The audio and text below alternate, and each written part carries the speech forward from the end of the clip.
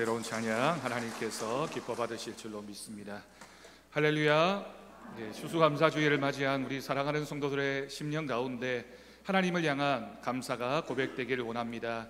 그럴 때 하나님께서 주시는 복과 은혜가 우리 모두에게 임하기를 주님의 이름으로 간절히 축원합니다. 그럼 제가 한 문장을 말씀드릴 텐데 이 문장 안에 어떤 단어가 들어가면 좋을런지 한번 생각해 보시기 바랍니다. 17세기 영국의 작가였던 아이작 월튼이라고 하는 사람이 말한 말입니다. 하나님이 거하시는 곳은 두 곳이다. 하나는 천국이요, 다른 하나는 땡땡하는 심령이다 라고 하는 유명한 문장입니다. 또 한 가지 더 유명한 극작가였던 셰익스피어가 이런 말을 했습니다. 이것 땡땡할 줄 모르는 자식을 갖는다는 것은 뱀의 이에 물리는 것보다 더 아픈 일이다.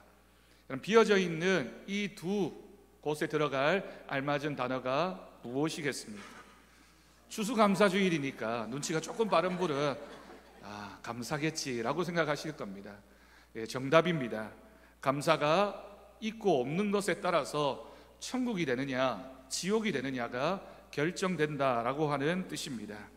여러분에게 한 가지 질문을 더 하겠습니다. 여러분 요즘 감사하고 계십니까? 여러분들이 하나님 앞에 감사하고 있습니까? 가정을 바라보면서 감사하고 있습니까?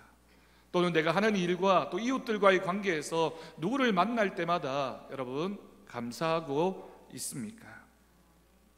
오늘 말씀은 왕정시대가 끝이 나고 이스라엘의 사사시대가 끝이 나고 이제 본격적으로 왕정시대가 시작되어지는 그때에 기록되어진 말씀입니다. 이스라엘 백성들이 불순종하고 하나님 말씀을 거역했음에도 불구하고 하나님은 왕을 세워달라고 간곡하게 요청하는 백성들의 요청에 응답하시게 됩니다. 그리고 첫 번째 왕, 이스라엘의 초대 왕이 될 사울이라고 하는 인물을 준비하셨습니다. 여러분, 사울은 어떻게 해서 이스라엘의 첫 번째 왕이 될 수 있었을까요? 다시 말해서 사울을 선택하신 하나님의 기준은 무엇이었을까요? 우리가 오늘 말씀을 통해서 사울이 하나님 앞에 이렇게 칭찬받고 첫 번째 왕으로 세움받은 데는 분명한 이유가 있다는 것, 그리고 우리도 그 모습을 본받고 그런 삶을 살아야 되겠습니다. 먼저 첫 번째로 사울은 남보다 크지만 스스로를 작게 여긴 사람이었습니다. 사울은 베냐민 지파의 유력한 집안에서 태어났고 자란 인물입니다. 읽지 않았지만 9장 2절 말씀을 보면 그를 설명하면서 사울은 준수한 소년이었다라고 말하고 있습니다. 여기에 기록되어진 이 준수하다라고 하는 표현은 젊고 보기 좋은 청년이라고 하는 뜻입니다. 건강하여 힘이 세고 훌륭한 외모를 갖추었다라고 번역할 수 있습니다. 이스라엘에서 사울왕을 설명하는 여러 가지 하나님 말씀 가운데 그가 다른 장정들의 어깨 키만큼 키가 무척이나 큰 인물이었다라고 하는 소개의 말입니다. 여러분, 부잣집이었습니다. 유력한 가문에서 태어난 인물이고 수려한 외모를 가지고 있었고 누가 봐도 저 사람은 대단한 사람이다, 참 눈에 띄는 사람이다 라고 칭찬받을 만한 사울왕의 모습입니다. 그렇다면 우리라면 어떨까요? 우리 집안이 그렇고 우리가 재산도 많고 우리 부모님도 유력하고 외모도 훌륭하고 여러 가지 면에서 빠짐이 없는 사람이라면 누구나 알 것 없이 자신감이 넘치고 우쭐할 만도 합니다. 그런데 여러분, 사무엘상에서 사울에 관련되어진 여러 가지 표현 가운데 눈여겨보아야 할 사울왕의 모습이 있습니다. 사무엘상 10장 22절 말씀을 보면 그가 처음으로 왕으로 인정받았을 때의 모습을 이렇게 기록하고 있습니다. 그러므로 그들이 또 여호와께 묻되 그 사람이 여기 왔나이까? 여호와께서 대답하시되 그가 진보따리들 사이에 숨었느니라 라고 말하고 있습니다. 많은 사람들이 저 사람이 누군가, 저 사람이라면 왕이 될 만하다, 사울을 우리가 얼굴 한번 보자 라고 하는 그 순간에 사울왕은 겸손하게 나는 그럴 수 없는 사람이다 라고 생각했고 짐 사이에 숨는 모습을 보여주었습니다. 그래서 여러분, 사울을 가리키는 표현이 스스로를 작게 여긴 사람이었다라고 하는 표현입니다. 그가 왜 이런 모습을 보여주었는지 알 수 없지만 사울왕의 마음속에 적어도 나는 대단하지 않은 사람이다 라고 하는 겸손한 마음이 있었던 것에는 틀림이 없습니다. 사무엘 선지자의 눈에도 그렇게 보였습니다. 사무엘상 15장 17절 말씀을 보면 사무엘이 이르되 왕이 스스로 작게 여길 그때에 이스라엘 지파의 머리가 되지 아니하셨나이까. 여호와께서 왕에게 기름을 부어 이스라엘의 왕을 삼으셨다라고 기록하고 있습니다. 사무엘 선지자의 눈에도 사울 왕은 스스로를 작게 여기는 모습, 나는 아무것도 아닌 사람이다 라고 생각하는 겸손한 마음이 눈에 들어왔던 것입니다. 하나님께서 사울을 택하신 모습이 바로 여기 있습니다. 하나님은 실력이 있고 유능하여 교만한 사람보다는 부족하더라도 겸손하고 온유한 사람을 선택하신 것입니다. 사울왕이 왕이 되었던 것은 그가 대단한 인물이었고 자랑할 만한 무엇인가가 있었고 그의 외모나 그의 능력이 탁월해서가 아니라 하나님 보시기에는 적어도 스스로를 작게 여기는 사람, 나는 아무것도 아닌 사람입니다 라고 하는 그 마음이 하나님 앞에 보여졌던 것입니다. 그래서 여러분 고린도전서 1장 27절에서 29절에도 이렇게 말씀하고 있습니다.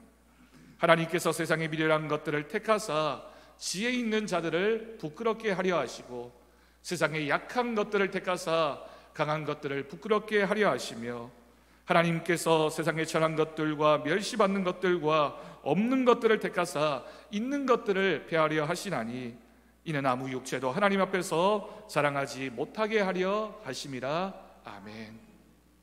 세상 사람들은 아무것도 아니다, 연약하다, 부족하다, 쓸모없다 라고 하는 그 사람들을 하나님께서 택하신 것은 그 택하심을 통하여 부족해 보이지만 하나님 보시기에는 사용할 만한, 하나님께서는 아무것도 아닌 사람을 통하여 큰 역사를 행하심으로써 하나님이 이 모든 일의 주인 되심을 우리에게 보여주시는 것입니다. 하나님께서 겸손한 사람을 택하시는 이유가 있습니다. 그 누구도 하나님 앞에서 교만해지거나 자랑하지 못하게 하기 위해서입니다. 추수감사주의를 맞이한 우리에게 어떤 믿음의 자세가 있습니까? 우리가 하나님 앞에서 우리가 정말 부족한 사람입니다, 저는 작은 사람입니다 라고 하는 믿음의 고백이 있으면 그 고백이 있는 사람은 하나님의 은혜를 아는 사람이고 하나님의 은혜를 아는 사람만이 진정한 감사의 모습으로 하나님 앞에 설 수 있음을 꼭 기억할 수 있기를 바랍니다. 두 번째로 사울은 순종과 경청의 사람이었습니다.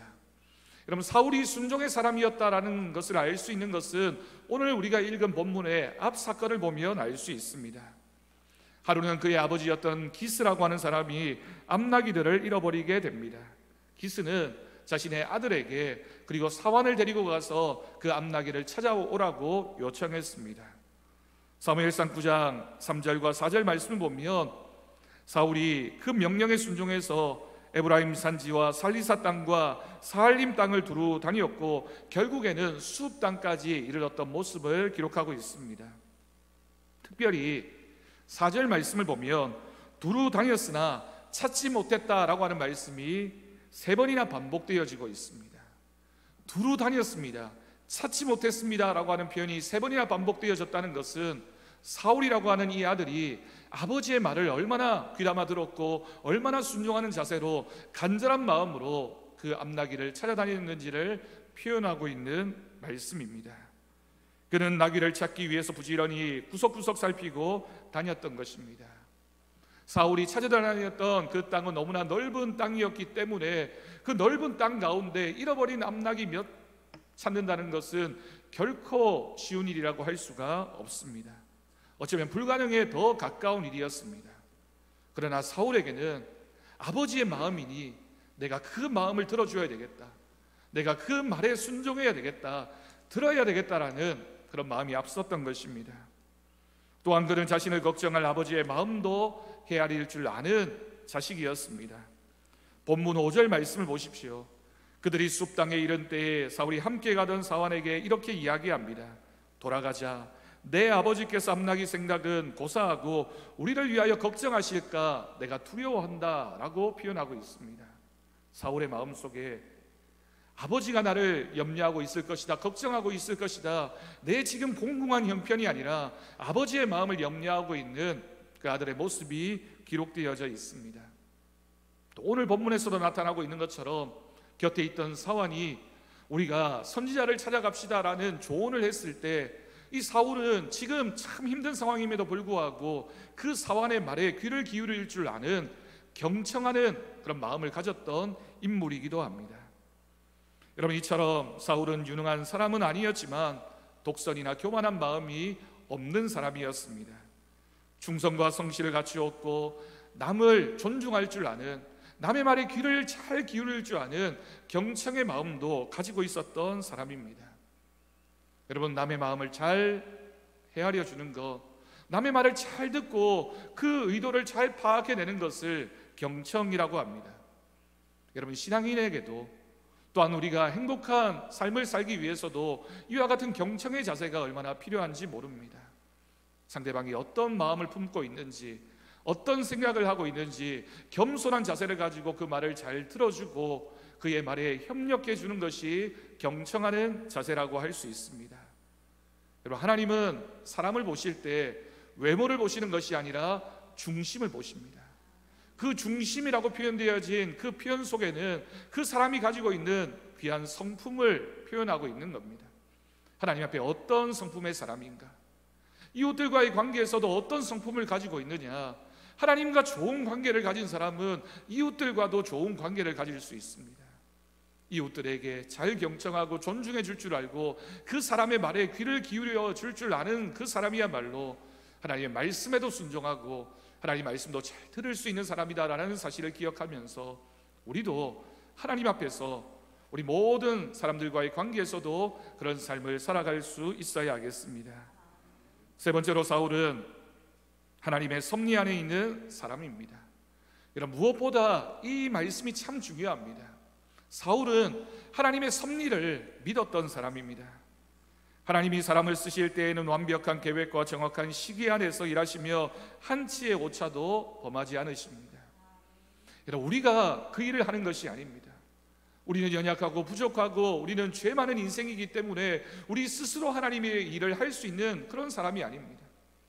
하나님이 우리에게 직분을 주신 것도, 우리가 교회 공동체 안에서 어떤 일을 섬기며 또한 여러 가지 사역을 감당하고 있는 것도 내가 뭔가를 할 수 있는 사람, 뛰어난 사람이어서가 아니라 하나님께서 우리를 부르실 때는 하나님의 계획 가운데, 섭리 가운데 그 일을 준비하시고 우리를 그 자리에 놓으심으로써 하나님의 뜻이 이루어지게 됩니다. 여러분, 그래서 하나님의 계획과 섭리 안에서 모든 것이 합력하여 선을 이룹니다 라고 고백할 때 그 고백 속에는 하나님께서 이 모든 계획 가운데 주인이심을 우리가 믿는 것입니다. 오늘 본문에서 일어난 일들 중에 사울이 계획해서 일어난 일은 하나도 없습니다. 이 이야기의 끝에는 사울이 이스라엘의 첫 번째 왕이 되었다라고 하는 결말이 나타나고 있지만, 사울의 아버지 기스가 암나기를 잃어버린 것, 그리고 그 아들이 그 암나기를 찾아다닌 것, 찾지 못해서 여러 곳을 떠돌다가 사환의 말을 통하여 선지자 사무엘을 찾아가게 된 것, 그리고 그 가는 길 가운데 사무엘 선지자를 만나게 된 것, 그 일을 통하여 사무엘로부터 기름 부음을 받게 된 것, 세상 사람들은 이 모든 사건을 우연이라고 말할 것입니다. 그러나 하나님의 계획과 섭리 가운데는 우연이 없습니다. 어떤 장면은 실패인 것 같고, 어떤 장면은 성공한 것 같고, 어떤 장면은 어려운 형편 가운데 처해 있는 사울의 모습이기도 하고, 어떤 장면에서는 굉장히 순탄하게 풀려가는 것처럼 보여지지만 이 모든 일들이 하나님의 뜻과 하나님의 계획 가운데 있기 때문에 하나님의 섭리입니다. 여러분, 우리도 그렇지 않습니까? 우리가 뭔가를 하려고 하는 순간에 이루어지는 것이 아니라 하나님이 우리를 인도하시고 우리를 붙잡으셔서 하나님의 계획 가운데 서게 하실 때 그것이 바로 하나님의 계획이 되고 하나님의 섭리가 될 것을 믿습니다. 사울은 그 섭리 가운데 있는 사람이었습니다. 하나님의 섭리가 우선했기 때문에 그가 하나님 앞에 부름을 받을 수 있었고 하나님 앞에서 귀한 왕의 자리에 오를 수 있었음을 우리는 기억해야 하겠습니다. 그런데 여러분, 여기에 한 가지가 더 있습니다. 이런 사울의 여러 가지 모습들보다 사울을 근본적으로 오늘 본문에서 만나게 되는 뛰어난 한 가지 면이 있다라는 사실입니다. 여러분, 지금 오늘 본문에서 만나게 되는 하나님의 사람을 찾아가고 있는 사울의 형편을 생각해 보십시오. 오랜 시간 아버지의 말씀을 따라 암나기를 찾아다녔지만 찾지 못했습니다. 사울은 하나님 앞에서, 선지자 앞에서 실패한 모습이었고 빈털터리의 모습이어서 먹을 양식도 다 떨어져 있는 그런 어려운 형편 가운데 있습니다. 내 힘과 능력으로 수고하고 애썼지만 어느 것 하나 이루지 못한 실패자의 모습이 지금 현재 사울의 모습입니다. 여러분, 하나님 앞에 나아간 사람들, 하나님이 만나주신 사람들의 이야기를 읽어보면 공통점이 있습니다.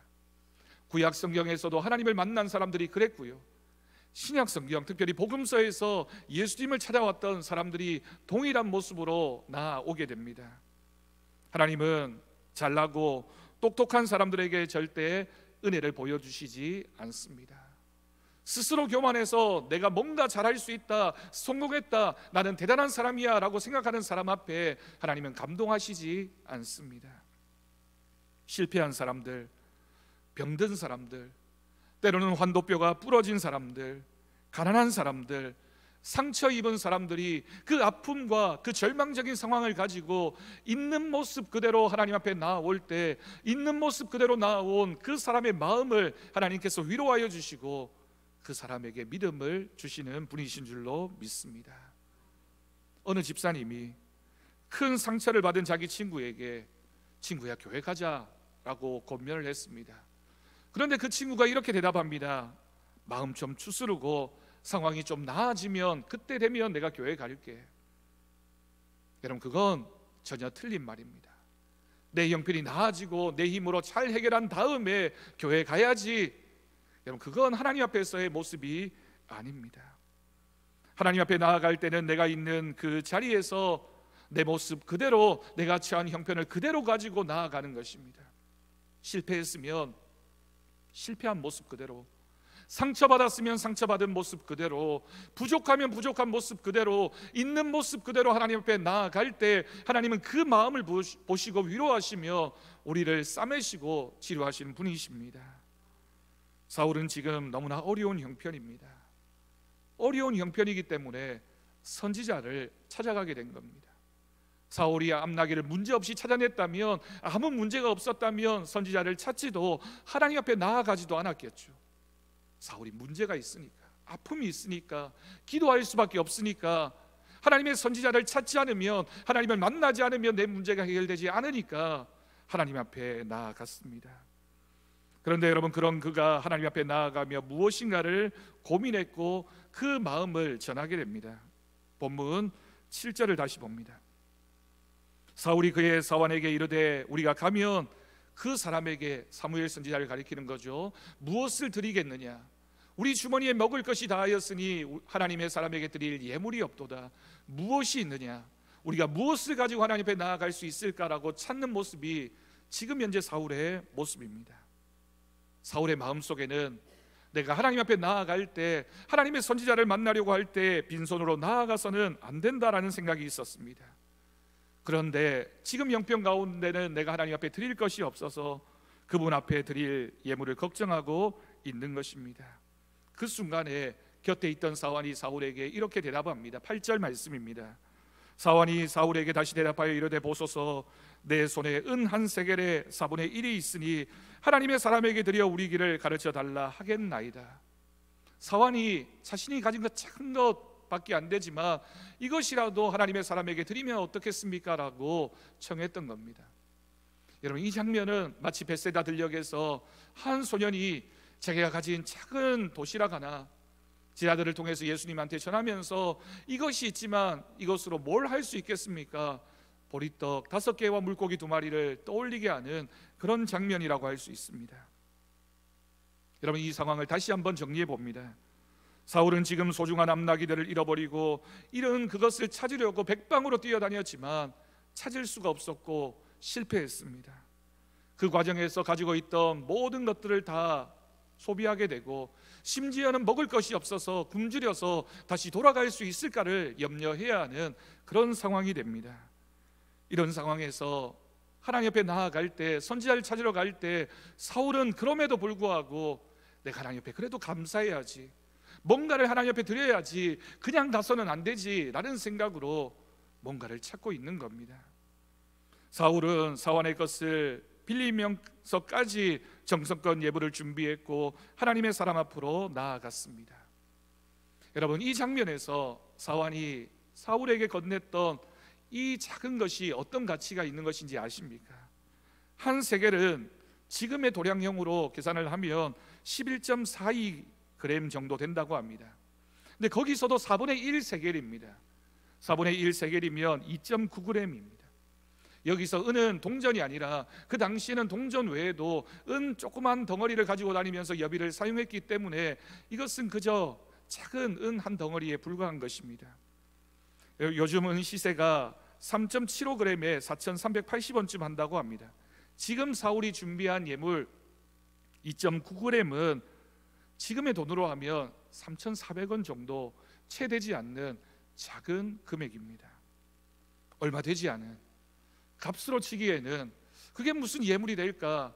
그게 뭐 선지자에게 드렸다고 해서 하나님 앞에 드렸다고 해서 뭐 대단한 것이라고 칭찬받을 수 있을까? 그런 예물입니다. 하지만 이 예물은 결코 보잘것없는 것이 아니었습니다.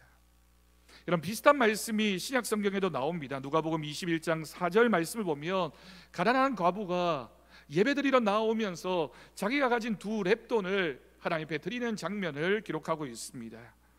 과부가 드린 이 2렙돈이라고 하는 이 2렙돈과 동일한 의미를 가지고 있는 단어가 바로 생활비 전부입니다.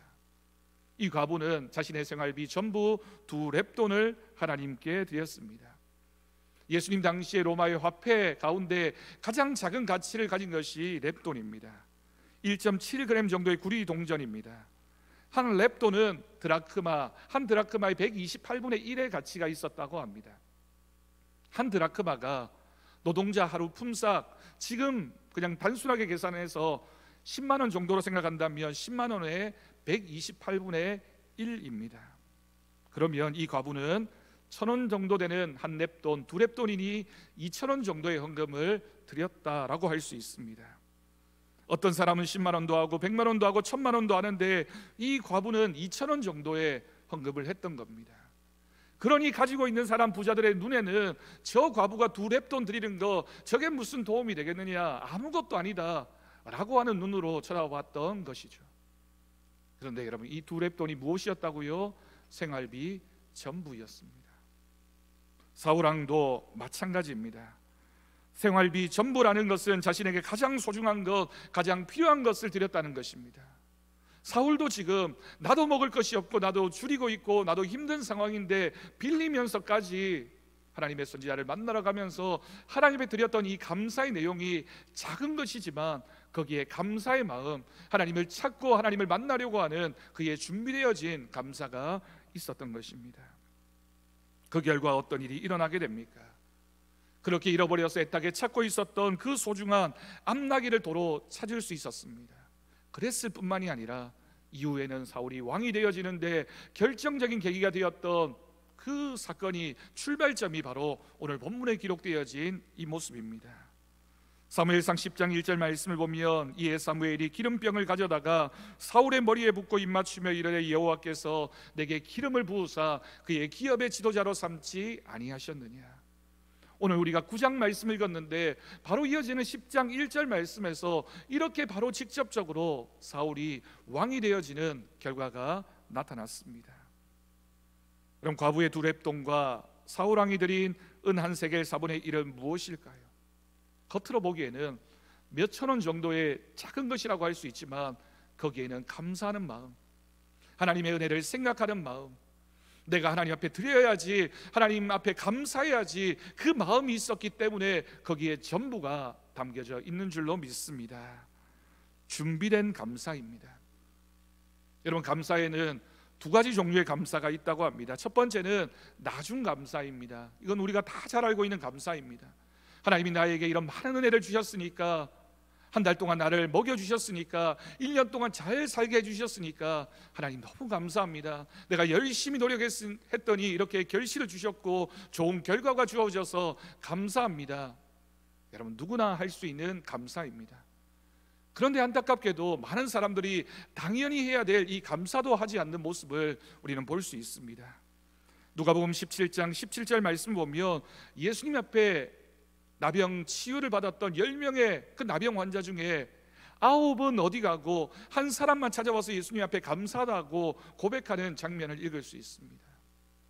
당연한 것처럼 보여지지만 우리가 결과를 얻고 나중에라도 감사하는 것이 너무나 당연한 모습이지만 그것조차 하지 않는 것도 우리들의 모습이지 않습니까? 여러분, 우리가 얼마나 하나님의 은혜를 생각하고 있습니까? 하나님이 올 한 해 동안 우리에게 주신 것들을 여러분 우리가 다 기억하고 헤아려 본다면 얼마나 많은 것들을 받고 누리며 살아왔는데 여러분 우리가 그것에 대해서 얼마나 감사했습니까? 그렇기에 우리가 감사한다는 것, 그것은 너무나도 당연한 모습인가 동시에 마땅히 가져야 하는 믿음의 모습인 줄로 믿습니다. 그런데 오늘 본문에서 만나게 되는 사울이 왕이 될 수 있었던 그 모습 가운데 핵심은 그가 먼저 하나님을 찾았고 하나님의 감사하는 마음으로 나아갔다는 것입니다. 이것이 바로 먼저 감사입니다. 먼저 감사는 잃어버렸음에도 불구하고 감사하는 것입니다. 실패했음에도 불구하고 감사하는 것입니다. 빈털터리가 되었음에도 불구하고 감사하는 것입니다. 가진 것이 없음에도 불구하고 감사합니다. 아무것도 이루어지지 않았음에도 불구하고의 감사입니다. 여러분, 우리는 어떻습니까? 한 해를 살아오면서 때로는 우리의 삶에 정말 어려움이 많았구나, 힘든 일이 있었구나, 나는 아무것도 가진 것이 없구나, 빈털터리가 되었구나, 실패했구나, 낙심천만이구나. 여러분, 그런 마음이 있다면 사울을 보십시오.